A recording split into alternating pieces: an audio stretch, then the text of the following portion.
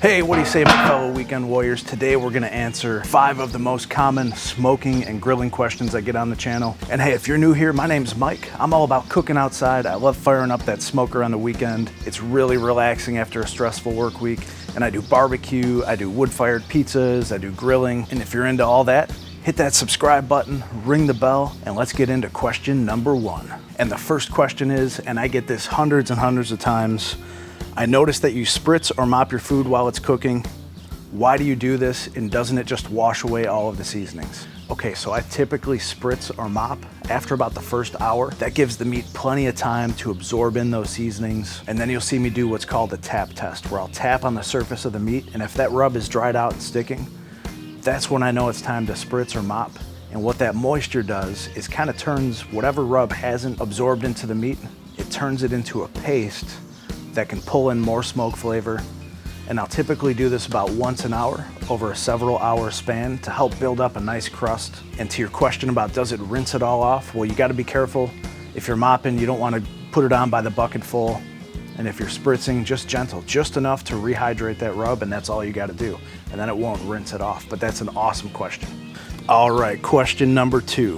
What's the difference between spare ribs and baby back ribs? And which one do you like better? I'll answer this question in reverse. It comes down to personal preference. For me, I like a spare rib trimmed down to a St. Louis style cut, but most people like baby back ribs.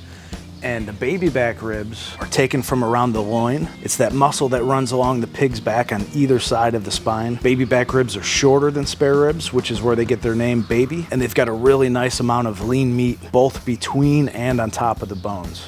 The bones are a little bit more curvy than spare ribs, which you'll notice.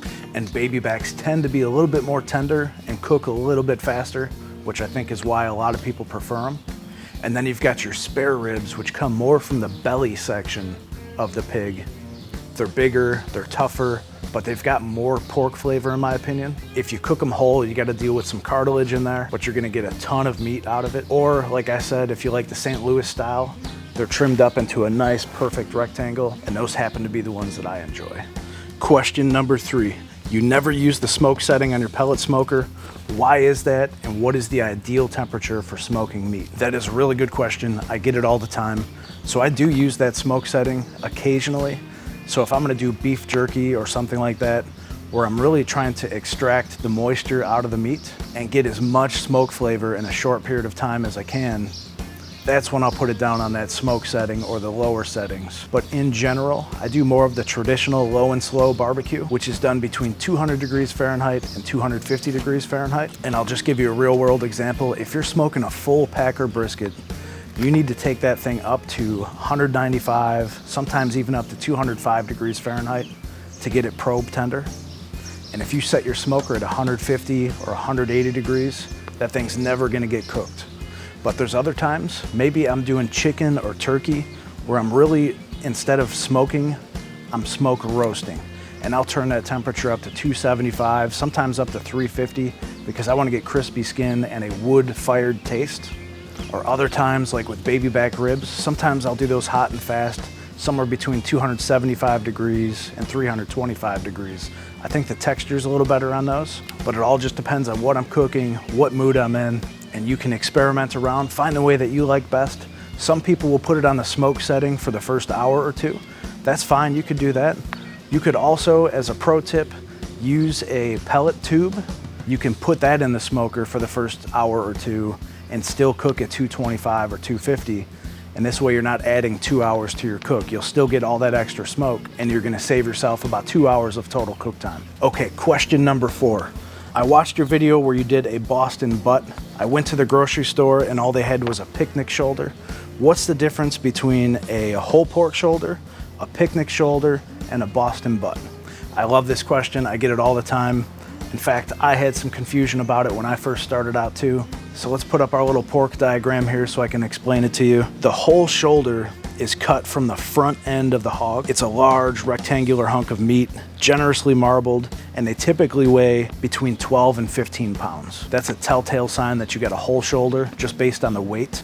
and it's made up of two pieces, one of which being the picnic shoulder and the other one the Boston butt. The picnic shoulder is the foreleg end of the shoulder, and a lot of times it contains the top of one of the forelegs, and then the Boston butt is the back part of the shoulder. It's kind of squared off, and it's probably also the most common cut I see in the grocery stores. But either way, you can't go wrong. Which one should you get? Depends on how many people you're gonna feed, depends on how big your smoker is. And if I'm feeding a bunch of people, I might need to buy 2 or 3 Boston butts. Just do what makes sense for you.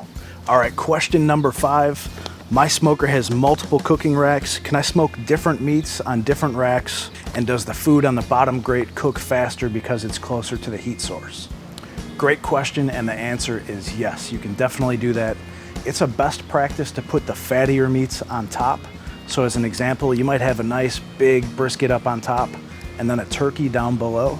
And what's gonna happen is as all that fat renders, it's gonna drip down and baste that turkey. It's gonna taste awesome, really. And to answer your question about does one rack cook faster than the other, marginally quicker. You know, you are closer to the heat source on the bottom, so you're gonna wanna adjust your cooking time. If you're putting in a brisket, you don't wanna put your turkey in at the same time as the brisket. That turkey's gonna go in at the last couple hours of the brisket cook. Or if you're doing multiple Boston butts and you need them all to get done at the same time, you might delay putting in that bottom one by a half hour or so, but it's usually negligible. The way I smoke back here, it's just done when it's done, and if people gotta wait a little bit longer, no big deal. All right, bonus question. Question number 6. Hey, make sure you hit that subscribe button right there. And this question is, Mike, what is the biggest mistake you've made on your barbecue journey? That is an awesome question, and I've got the answer for you right here. Click there, and I'll see you over there.